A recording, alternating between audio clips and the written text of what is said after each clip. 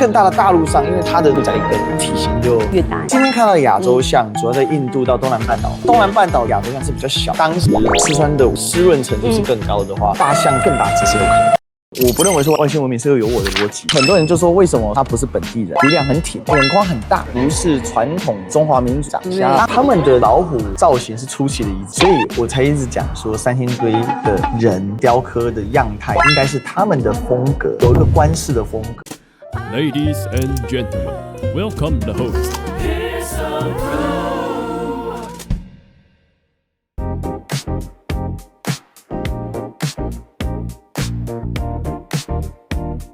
我现在正在前往金沙博物馆的路上。今天呢，来到了金沙遗址博物馆。我是金沙的讲解，今天全程就是由我带大家。我姓杨，我们现在就踏着我们的古蜀文化来了解，好吗？没问题，我们走吧。来，我往里面去。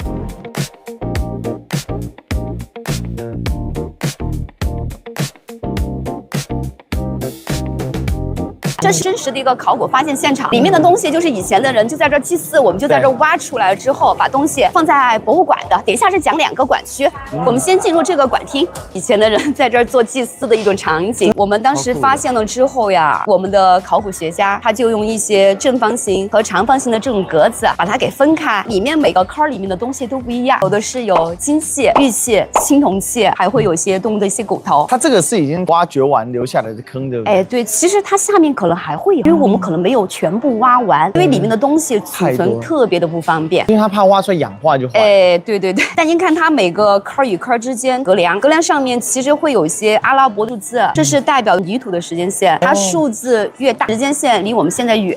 2001年的时候，这个地方是卖给了房地产修房子。对，我们首先发现象牙嘛，我们去看看象牙的一个发现地方。您看那个1号坑能看到吗？就是有一个牌子哈。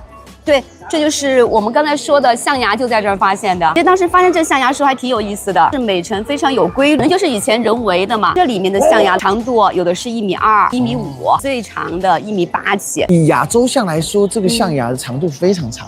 对，非常大了，体积应该。所以它搞不好是另外一种牙种。不会吧？因为有考古学家分析，可能就是我们的亚洲象，就是本土大象。其实我们说到这里的象牙的话，可能就首先会觉得这个东西它是属于祭祀里面非常重要的，因为在每个坑里面都会有些象牙的。在古史时期，它主要有驱邪镇灾的寓意。但是刚才我也说到了，我们的象牙特别的多，储存起来特别不方便。历史哥，您看旁边是不是有个斜坡？哎，我们就在象牙这儿发现之后，我们就把象牙回填，拿了几根有代表性的象牙，利用美国堆胶密封进行储存。所以那个很远那个黑色那个还是象牙。对，它是水分全部挥发了，所以说您看到它是完全钙化了。刚才我们说到门口的黄金面具，我带你去看一下。我们在这个区域主要就是黄金面具。您看这泥土一共是不是有5层？它是在第4层靠近第5层的位置发现的。当时特别像一个巧克力锡箔纸。我的考古学家将它慢慢的梳理开来，发现原来是一个非常完整的黄金面具。但是这个面具目前来说是三星堆和金沙里面属于最完整也是最漂亮的。这种面具也有青铜制的，对不对？对，三星堆有很多青铜做的这种面具，但是他们都有一个特点，他们就把眼睛做的特大，鼻子做特高哈，还打了耳洞的。整个古蜀文化里面，这种面具很多，类似这种型。很多人就说，为什么说他不是本地人？因为说他的鼻子，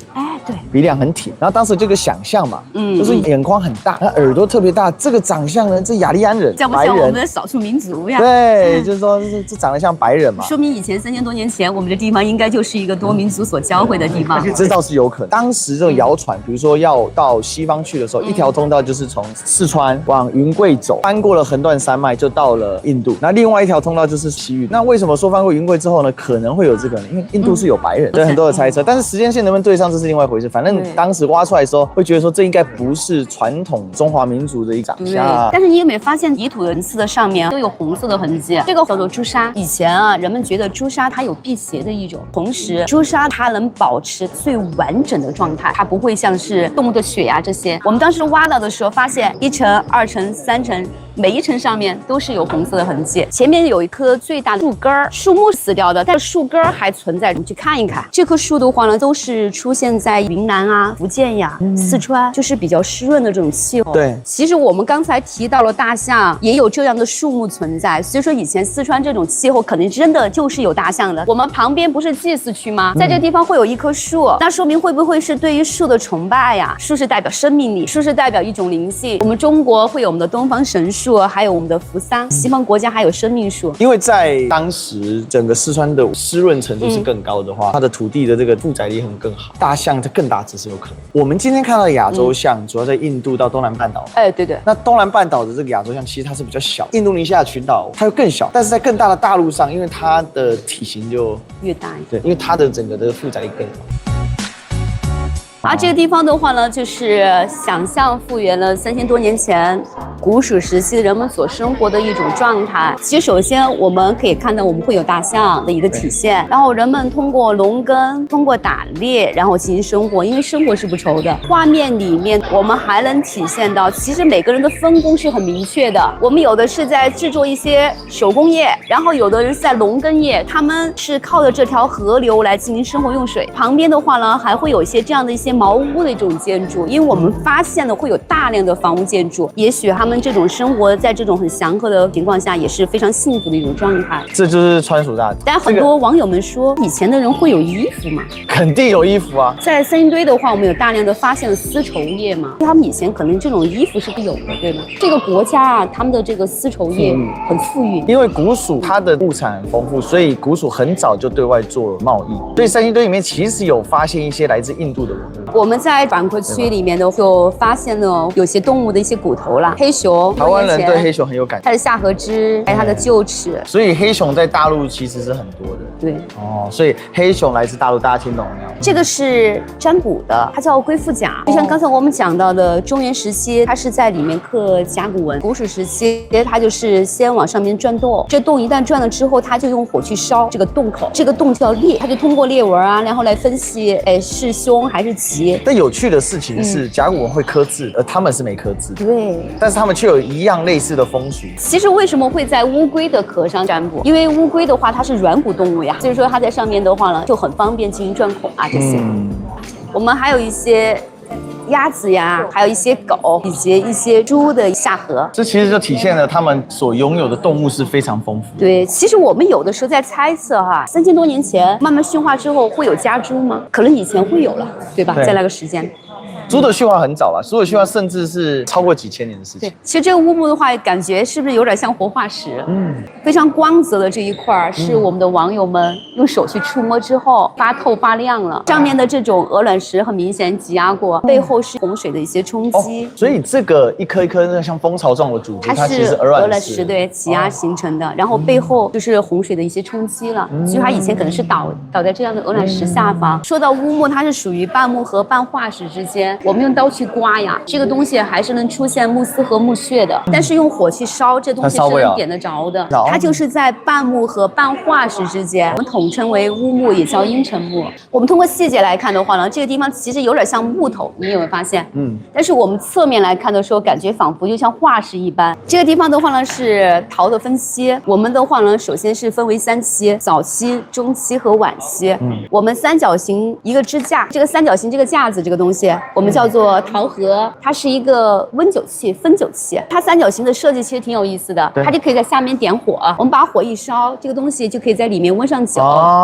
刚才您有讲说，三星堆是比较兴盛的，到了金沙它就比较慢慢的衰退。那这个衰退的同时，可是中原的文明是昌盛的，对，所以它的特色就减少，但是受到中原风尚的影响就增多。那也代表说，它跟中原之间的交流也在上升。三星堆的东西，它也有很多的这种陶器，但是它的陶器很大，是整体来说没有这个看起来柔和，更漂亮一些。这个光泽度以及它制作工艺性会看起来更柔一些。其实看陶器就是要看它那个薄度，还有它对于就是它的形制能不能做得很细。它那个薄度越薄，它能够塑形，那代表它的工艺还有它的温度的把控是更好。因为大家知道陶器最大的问题就是那个陶土，第一个你要能够比例更好嘛。你如果杂质多的话，你烧了，因为热胀冷缩的那个系数不一样，它容易裂开。对，所以他其实在看这个陶器的时候，就外行的人一般看陶器就看不太出来，就说大就是好，其实不是。其实最早的青铜器应该是这个颜色，带金色的。然后后面的话呢，它慢慢的氧化了，老百姓就叫它为青铜器。古人为什么那么喜欢用青铜器做礼器？金光闪闪。然后您看一下这个了，这个正方形的格子像不像我们切割？但是它不是用切割法来做的，它是用的是浇铸。我们现在走过来，是不是听到一个响声？其实就是我们刚才说的石器敲打出这么比较响亮的这种声音。这个是仿制的石器，还是真的敲的它？我们这声音是仿的。这个小丽人的话呢，它也也是金沙的唯一的一件。我发现金沙的青铜器真的偏少，然后金器也比较少，但是都小，所以其实很明显是说，有可能他们离开了三星堆之后，就您刚才讲，它的文明是比较衰弱，它的物料比较，所以它还要养一些石器进来。青铜小丽人，首先它的头上的这个环儿，它一共是有13道逆时针进行旋转的，它是唯一一个没有戴面具的。所以说，您看以前的人会不会就长这个样子，鼻子好高挺的，对，打着耳洞。